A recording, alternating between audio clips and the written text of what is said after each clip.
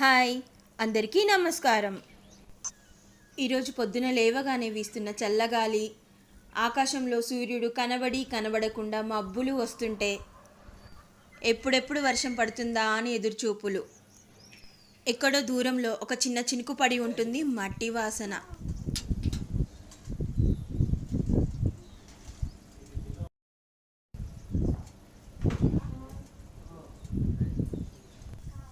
వచ్చే వచ్చే నల్ల మబ్బుల్లారా, గిచ్చే గిచ్చే పిల్లగాలుల్లారా, కళ్ళలోన పొంగుతున్న బాధలెన్నో మాకున్నాయి, గుండెలోన దాచుకున్న గాథలెన్నో మాకున్నాయి.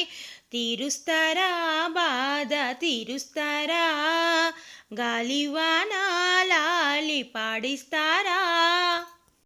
లంచ్ చేస్తున్నంతసేపు కూడా బయట వీస్తున్న చల్లటి గాలి మీదే దృష్టి. చినుకు పడుతుందన్న ఆశతో ఎదురు చూడడం. మా పాప అంత ఇష్టంగా వేలు చప్పరించుకుంటూ తింటున్న పప్పుచారన్నం వెనుక కూడా ఒక గాథ ఉంది. గుండెలో దాచుకున్న గాథ, కళ్ళలో పొంగుతున్న బాధ రెండూ చూపిస్తాను, చూస్తూ ఉండండి. అంతసేపు నేను ఎదురు చూసిన వర్షం లంచ్ చేసుకొని కాస్త పనిలో నిమగ్నం అయ్యేటప్పుడు పడింది. వీడియో తీద్దామని అనుకున్నా, కుదరలేదు.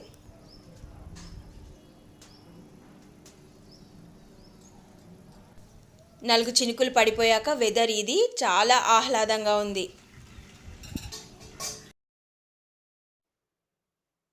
ఇది చూడండి, ఫ్రూట్స్ అంటే ఇష్టపడని వాళ్ళు కూడా ఇలా వీడియో చూస్తే జ్యూసీ వాటర్ మెలన్ చూడగానే తినాలి అనిపించాలి అన్న కాన్సెప్ట్ నాలో నేనే క్రియేట్ చేసుకొని ఓ అడ్వర్టైజ్మెంట్ లాగా వీడియో తీయాలని చేసిన ప్రయత్నం ఇది.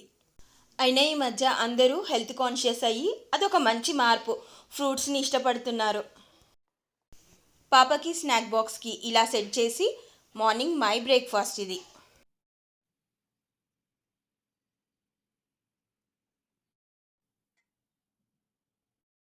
ఇది చూస్తే మీకు అర్థమయ్యి ఉంటుంది నా గుండెలో దాచుకున్న గాథ బాధ.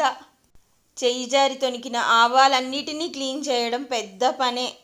అందులోనూ కాస్త నీరసంగా అనిపించినప్పుడు ఇంకా. అనవసరంగా బాధపడితే లాభం లేదు అని కాస్త నెమ్మదిగా ఓపిక చేసుకొని క్లీన్ చేశాను మొత్తం. లంచ్లోకి ఈరోజు గోర్చిక్కుడు టమాటా కాంబినేషన్లో కర్రీ. పిల్లలు ఇష్టంగా పప్పుచారన్నం తిన్నారు అన్నాను కదా, మామిడికాయ చారు చేశాను, ముద్దపప్పు కూడా. చారు వెనుక గాథ ఏంటంటే చేస్తున్నంతసేపు అడుగంటుతుండే గిన్నె, ఇంకా మాడు వాసన రాకుండా మేనేజ్ చేశాను. టేస్ట్ బాగా కుదిరేసరికి హమ్మయ్య అనుకున్నాను. ఇంకా